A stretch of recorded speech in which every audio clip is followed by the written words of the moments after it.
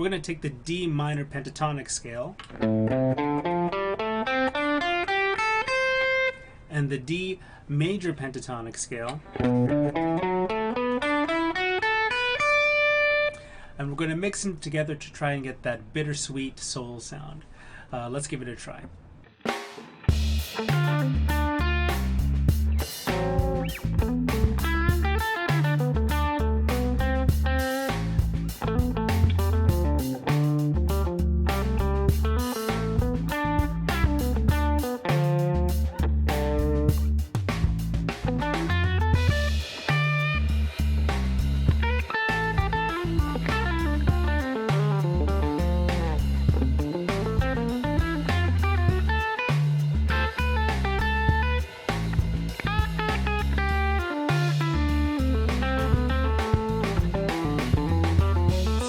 Let's talk about what I just did. So I took two scales. I took the D minor pentatonic scale and the D major pentatonic scale, and I jumped back and forth between them, making some different melodies. So let's talk about the characteristics of each of those scales separately first.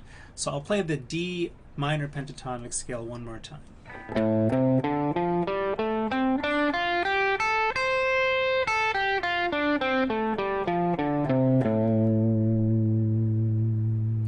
Now I'm going to play the D major pentatonic scale, and we're going to compare the sound to see how we feel about each of them once we play them one after the next.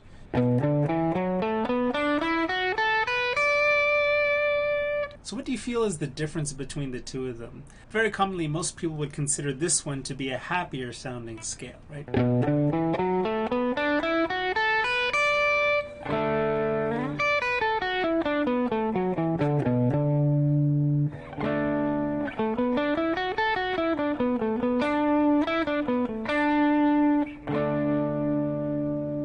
And now we'll go back to the D natural minor scale. Let's listen again to what that sounds like.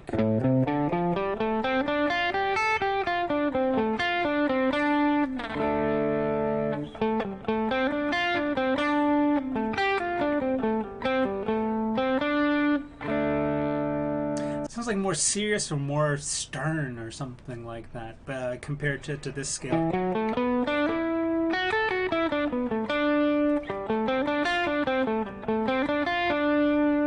So of course, when you're improvising, you can just take one of these scales and just stick to them.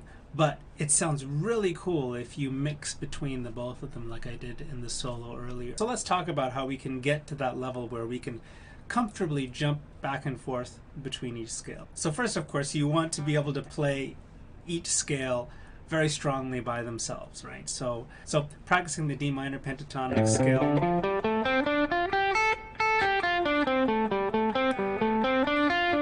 And then the D major pentatonic scale.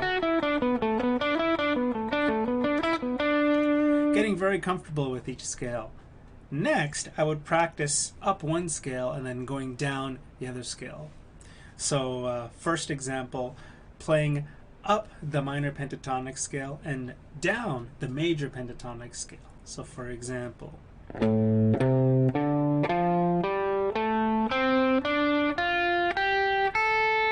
major pentatonic.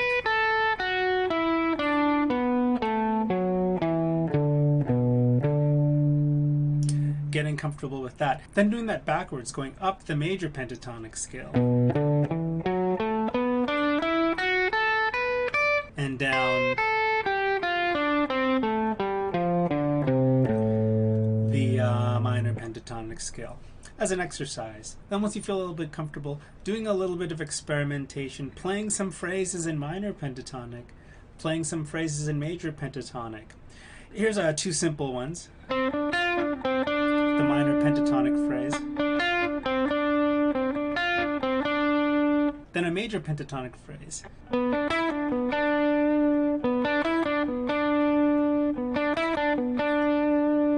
Then going back and forth between them.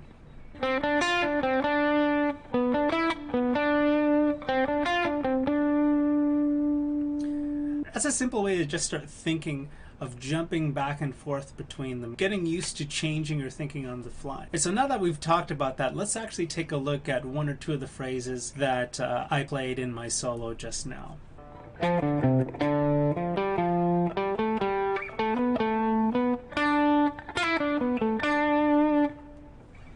that again.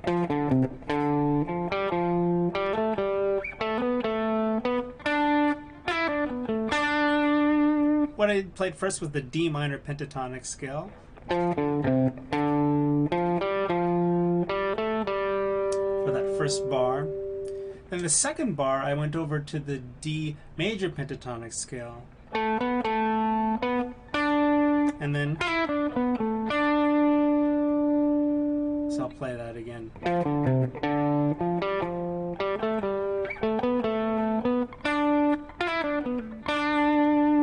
Let's look at another phrase that actually starts with the D major pentatonic scale. This phrase here.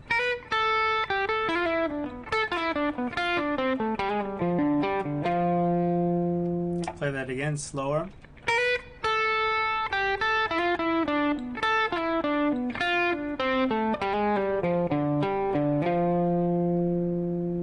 So breaking that down, starting with the D major pentatonic scale, then I'm kind of bleeding into the minor pentatonic scale with this note. So that comes from, right? So, and then jumping back into the major pentatonic scale, and then, so playing what I have there so far.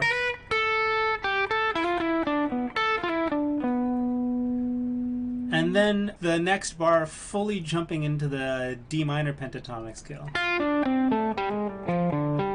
with a little blue note. So playing the full phrase there.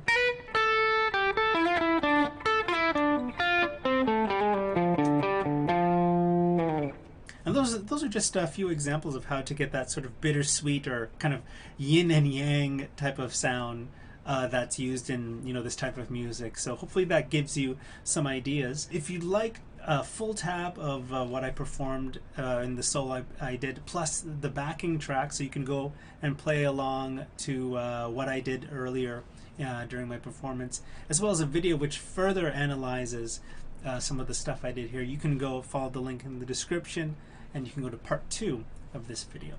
Anyways, I'll see you in part 2.